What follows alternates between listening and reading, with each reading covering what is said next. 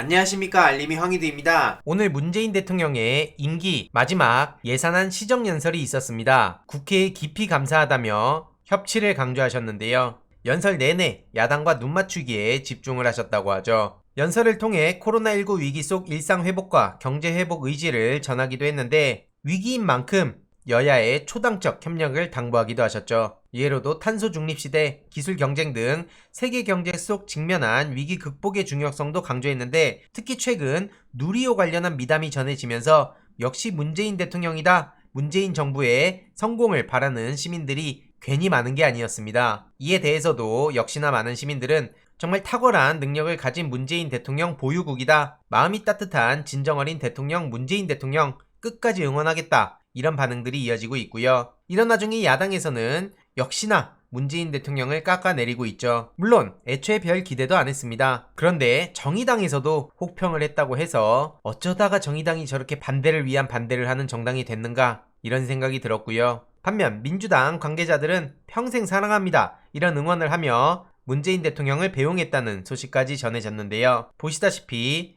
역시 문재인이다, 우주 최강 대통령, 이런 반응을 보이며 문재인 대통령을 끝까지 열렬히 환호한 겁니다. 그런데 이 와중에 야당에 눈에 띄는 사람이 있었죠. 바로 김웅 의원이었는데요. 다른 사람도 아니고 김웅 의원이 저기서 무슨 염치로 특검 수용하라는 피켓을 들고 저러고 서 있는 겁니까? 뻔뻔한 낯짝을 들이밀고 있는 것 자체가 납득이 안 가지 않습니까? 오늘 공수처에서 고발사주 의혹으로 손준성 검사를 사전 구속영장 청구했다는 소식이 속보로 전해진 바 있습니다. 여기서 김웅 의원이 무엇이 중요한지 판단을 해야 되는 거 아니겠습니까? 그래서 해당 보도가 속보로 뜨기도 했었는데, 핵심 사건 관계인들에게 출석해서 수사에 협조해줄 것을 누차 요청했지만 납득하기 어려운 사유로 출석을 계속 미루고 비협조적인 태도를 보여서 사전 구속영장 청구를 했다는 겁니다. 공수처가 수사를 제대로 완결지어야 된다 생각하고요. 손준성에게 직권남용 권리행사 방해, 공무상 비밀 누설, 선거 방해, 공직선거법 위반,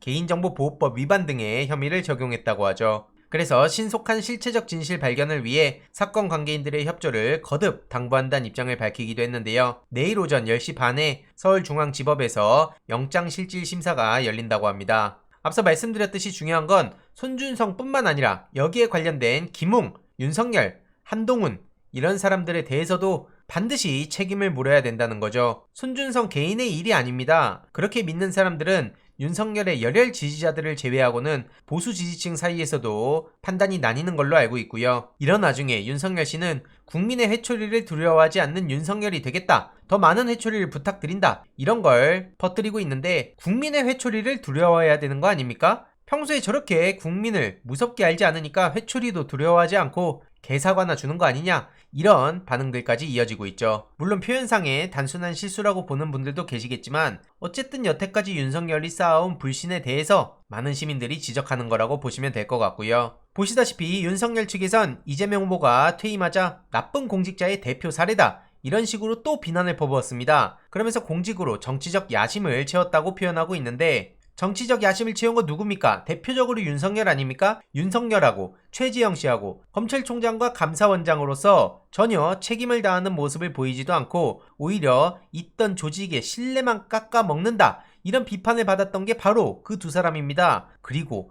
원희룡은 뭐라고 할 겁니까? 그러니까 이런 식으로 그냥 이재명 후보를 향해서 어떻게든 네거티브를 펼치고 있는데, 문제는 대중들이 거기에 반응을 안 한다는 거죠. 오히려 윤석열보다 더 나쁜 공직자가 있을까? 나쁜 사례를 넘어 윤석열은 최악의 사례고 있어서도 안 될 사람이다, 이런 정도의 강한 비판이 이어지고 있는 이유가 괜히 나온 게 아니라는 거고요. 검찰총장 퇴임하고 얼마 안 가서 바로 야당 후보로 간 사람이 이게 할 말이냐? 그것도 윤석열은 심지어 배신까지 했죠. 윤석열 주위에 있는 사람도 똑같습니다. 개사과 논란에 대해서 자식 같은 반려견에 미안함을 표현한 거라는 아주 말 같지도 않은 해명을 하고 있습니다. 그냥 잘못했다고 하죠. 저게 뭐 하는 짓입니까? 국민들의 화만 돋구는 행위죠. 반려견, 자식처럼 본 너한테마저도 이런 미안함을 표현한 것이다, 이게 말입니까, 막걸리입니까? 그러면서 우리나라에 반려견이 1만 마리가 넘는데 반려견에 대해서 자식처럼 생각하고 있다, 그렇게 말하지 않았냐, 이런 해명을 하고 있는데, 윤석열이 자식처럼 생각하든 남처럼 생각하든 부모처럼 생각하든 그게 중요한 게 아니라는 거죠. 국민들을 우습게 알았다는 게 지금 이번 사건의 포인트입니다. 저런 식으로 말장난하면은 국민들이 아, 그랬던 거구나, 내가 오해했던 거구나 라고 넘어갈 줄 알겠습니까? 알면서도 지금 저딴 소리를 하고 있다는 게 비판의 포인트인 거고요. 김건희 씨가 지금 배후에 있는 거 아니냐? 이런 지적에 대해서도 오늘 오전 뉴스공장에 출연한 윤석열 측 공보특보는 짜증을 부렸죠. 그래서 더 많은 비판을 불러오기도 했는데 이에 대해서 역시나 시민들의 반응은 싸늘하기만 합니다. 국민들한테 미안한 것보다 걔한테 더 미안하냐?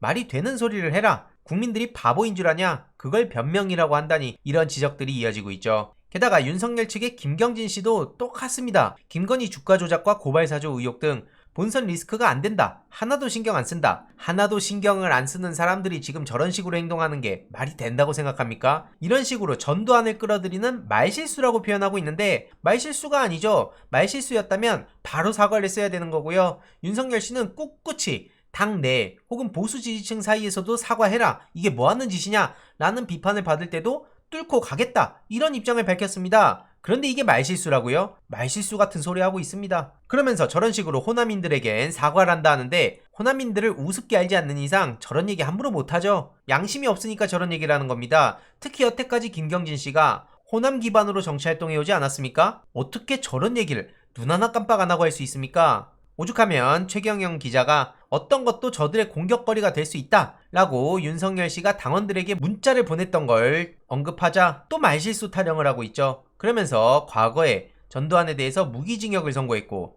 핍박받고 도망다녔다고 하고 있는데 그러면서 주가 조작 문제랑 고발 사주 논란에 대해서는 1도 신경을 안 쓴다고 하는데 1도 신경을 안 쓰는 사람들이 저런 식으로 대처를 합니까? 김건희 씨 당당하면 그러면 전면으로 나오라고 하세요. 지금 국민대 학생들과 교수들도 열받아가지고 박사학위 논문으로도 지금 많이 비판이 일어나고 있는데 여기에 대해서도 김건희는 그냥 숨어있죠.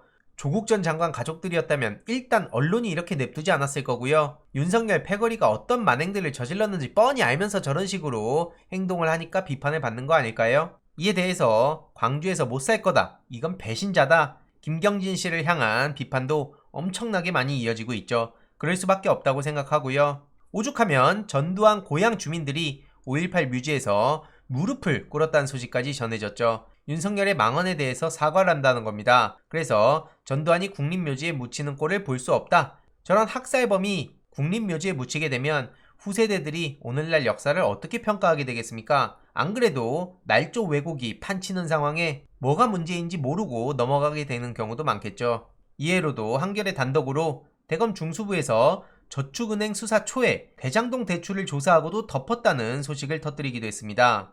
당시 대검 주임 검사가 윤석열 씨였죠. 한겨레가 2015년 대장동 개발사업 검경 수사 기록을 확보했다고 하는데 이 내용들을 보다 보면 핵심은 대검 중수부가 이미 대장동 대출 사건을 파악하고 있었고 살펴보고 있었는데 이걸 그냥 덮었다는 걸 쉽게 알 수 있습니다. 그러니 당연히 부실 수사, 봐주기 수사 이런 비판을 받고 있고 이런 의혹 제기와 함께 비판을 받는 건 당연한 거 아닐까요? 이에 대해서도 윤로남불에 대한 지적이 따끔하게 이어지고 있고요.